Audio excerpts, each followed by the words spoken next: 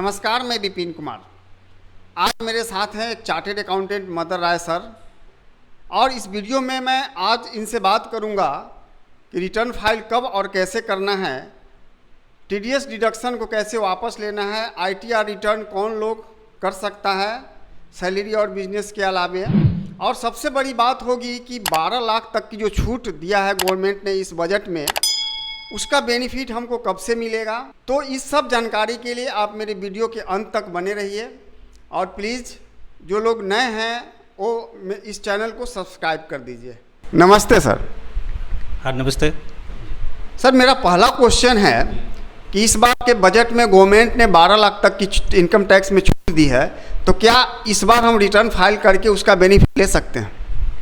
इसमें जो 12 लाख का छूट मिला है, बहुत लोगों को इसमें कन्फ्यूजन हो रहा है, क्योंकि जो 12 लाख का छूट अभी जो मिला है वो फिनेंशियल ईयर 25-26 के लिए है, और उसको असेसमेंट 26-27 में अप्लीकेबल होगा। जो कि नेक्स्ट ईयर रिटर्न फाइल होगा उनके लिए बेनिफिट है। जो अभी जो स्लैब चेंज हुआ है वो अगले साल उसका बेनिफिट मिलेगा। इस साल नॉर्मल है, ऐसे रहेगा। जो अभी जो चेंज हुआ है, लिमिट चेंज हुआ है 12 लाख, उसमें इस तरीके से है कि 4 लाख तक, 0 से 4 लाख तक के है उनका नील है।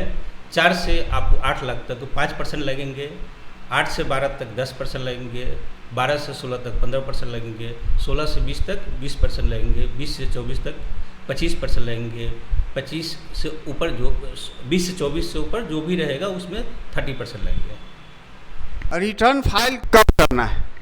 देखिए, रिटर्न फाइल करने का इंडिविजुअल एचयूएफ के लिए जिनका कि टैक्स ऑडिट नहीं होता है उनके लिए ड्यू डेट 31 जुलाई होता है। जो अदर एसएससी होते हैं, जैसे बिजनेस क्लास हो गया है, या जिनका इंडिविजुअल भी है टैक्स ऑडिट होता है, तो उनके लिए ड्यू डेट होता है 30 सितंबर होता है। इस फाइनेंशियल ईयर से फिक्स पे एफडी पे कितना तक टीडीएस नहीं कटेगा? टीडीएस का जो लिमिट अभी जो रिसेंट बजट में है वो एफडी का है कि 50,000 तक है, तो टीडीएस उस पर अप्लीकेबल नहीं है। अगर उसके ऊपर है तो 10% कटेगा, टीडीएस कटेगा। कटा हुआ टीडीएस फिक्स एफडी पे जो टीडीएस कट जाता है उसको हम वापस कैसे ले सकते हैं?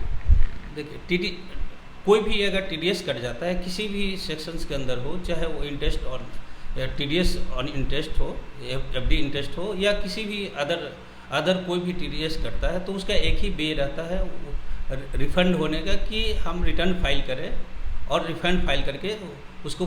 हाँ, लेकिन उसमें ये नहीं रहता है सभी केसेस में रिफंड मिलेगा। रिफंड तभी मिलता है जब आपका इंटरेस्ट इनकम है, इनकम फ्रॉम अदर सोर्सेज का पार्ट होता है।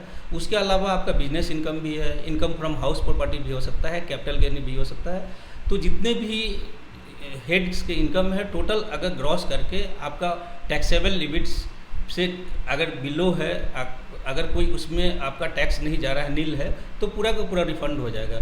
वो सब्जेक्टिव है कि आपका ये नहीं है कि प्रत्येक केसेज में कि रिफंड आपका आ ही जाएगा, लेकिन सिर्फ आपका एफडी का इनकम है तो रिफंड हो जाएगा आपका। एक सवाल है, कन्फ्यूजन है कि जिन व्यक्ति को 12 लाख से कम इनकम है, क्या उनको रिटर्न फाइल करना है या नहीं करना है?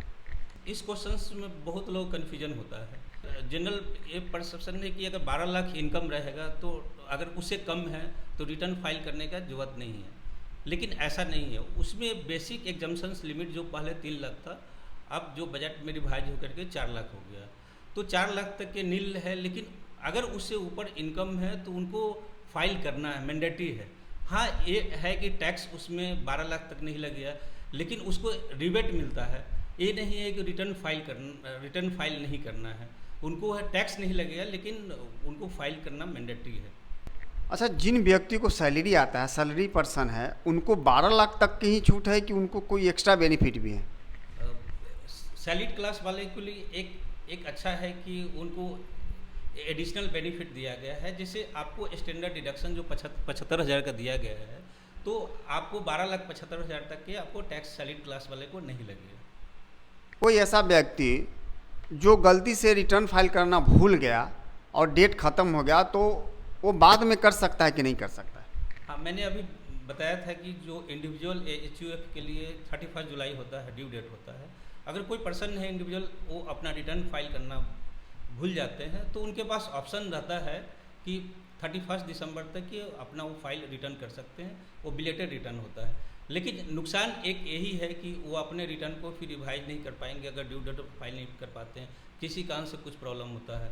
फिर दूसरा नुकसान ये है कि अगर 5 लाख तक इनकम है तो 1000 तक एडिशनल उनको फाइन देना पड़ेगा, अगर 5 लाख से ऊपर है तो 5000 देना पड़ेगा। इस बार के बजट में एक और नया चीज़ देखा गया है कि बजट में अपडेटेड रिटर्न 4 ईयर्स, ये क्या है, इसका क्या मतलब? अभी मैंने डिस्कस किया था कि कोई पर्सन है कि ड्यू डेट फाइल नहीं करता है तो अपने रिटर्न को बाद में भी 31 दिसंबर तक फाइल कर सकता है, एज बिलेटेड रिटर्न फाइल कर सकता है।